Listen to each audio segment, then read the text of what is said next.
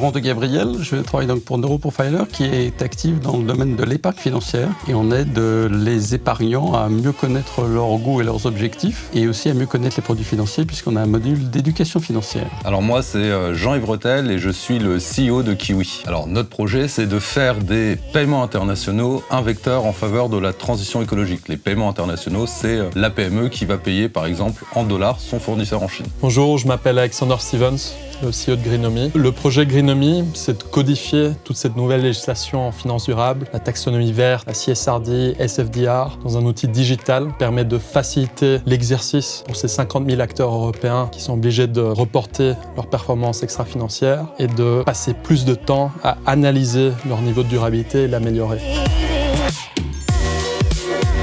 Ce qu'il faut savoir, c'est que l'empreinte carbone globale de la France, à hauteur de presque 60%, provient du commerce international. Parce qu'on achète des biens qui sont produits dans des pays où le mix énergétique est largement plus carboné qu'en France. Il y a toute la dimension travel. Donc nous, ce qu'on permet à nos clients, c'est de mesurer l'empreinte carbone qu'ils génèrent en travaillant avec leurs différents fournisseurs à l'international. Et on leur donne la possibilité, grâce à ce qu'on appelle en interne le dividende planète, qui est une forme de cashback, de participer à la transition écologique en investissant dans des projets à impact. Alors l'idée, c'est quand l'entreprise mesure son niveau de durabilité, elle peut voir les failles et identifier quelles sont les mesures qui doivent être mises en place pour améliorer son niveau de durabilité, interagir avec les banques, avec les investisseurs et travailler ensemble pour financer leur transition. L'objectif de notre projet, c'est d'aider les épargnants particuliers à mieux connaître la finance durable et surtout les objectifs qu'ils peuvent assigner à leur placement, à leurs économies dans cette finance durable et donc contribuer à ce qui est un flux financier vers des projets de développement durable et donc d'améliorer l'économie et tout ce qui s'ensuit.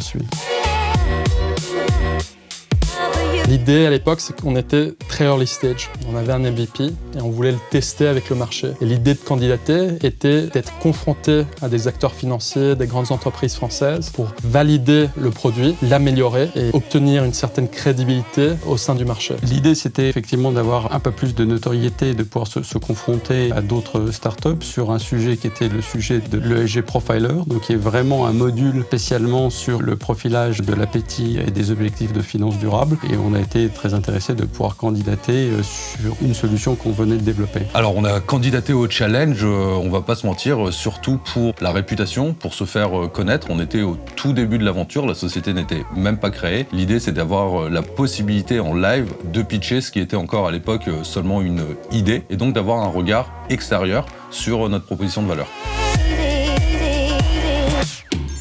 Le challenge nous a apporté de la notoriété, la possibilité d'entrer en contact avec d'autres startups dans le même domaine, de développer un certain nombre de solutions ou d'approches commerciales conjointes. Et puis on a pu participer à un concours auprès de l'autorité monétaire de Singapour que nous avons aussi gagné. Donc très content de l'apport du challenge. Ça nous a permis de confirmer que l'idée était pas stupide, si je peux dire. C'est toujours plaisant de recevoir un prix et puis ça nous a donné de la visibilité. Et concrètement, je pense que le prix qu'on a remporté nous a aidé dans l'intégration de l'incubateur de Sciences Po et puis plus tard de l'accélérateur Wilco. Le challenge était vraiment un catalyse pour nous. C'était la première visibilité qu'on a obtenue dans notre parcours. On est une start-up belge à l'origine et c'est chez nos grands voisins, les Français, qu'on a eu notre première visibilité. Ça nous a donné une crédibilité sur le marché et ça nous a permis de décoller et de commencer à travailler un peu partout en Europe et à domicile et de faire grandir Greenomy sur les dernières 3 années.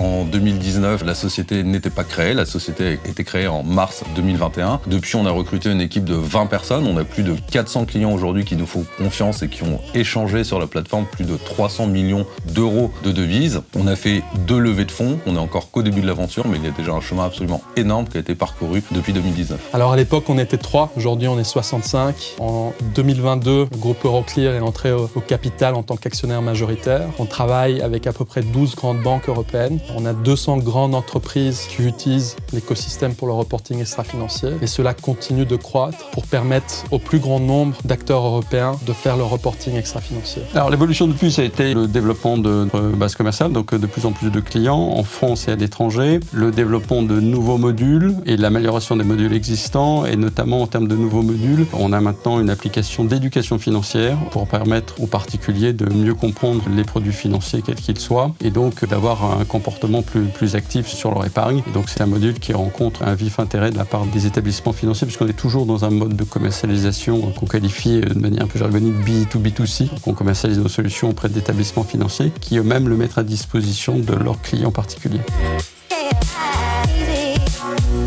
Si vous êtes une PME qui travaille à l'international, n'hésitez pas à contacter Kiwi pour rendre plus vertueux ce qui est juste aujourd'hui des opérations financières coûteuses pour vous. Donner un sens à la finance, c'est ça la mission de Kiwi. Entreprenez, croyez-y, il faut avancer. Le développement durable est quelque chose de très important et toutes les initiatives sont bonnes à prendre. L'entrepreneuriat, c'est pas facile. Restez résilient, il y aura des hauts et des bas. L'objectif, c'est de garder le cap, avoir une vision claire. Et surtout, l'entrepreneuriat dans la green tech, ça vous motive parce qu'il y a un objectif noble. Beaucoup de gens concernés par ce sujet qui veulent aider. Et vous n'êtes pas seul. Donc continuez, poussez, créez une équipe autour de vous et vous allez y arriver.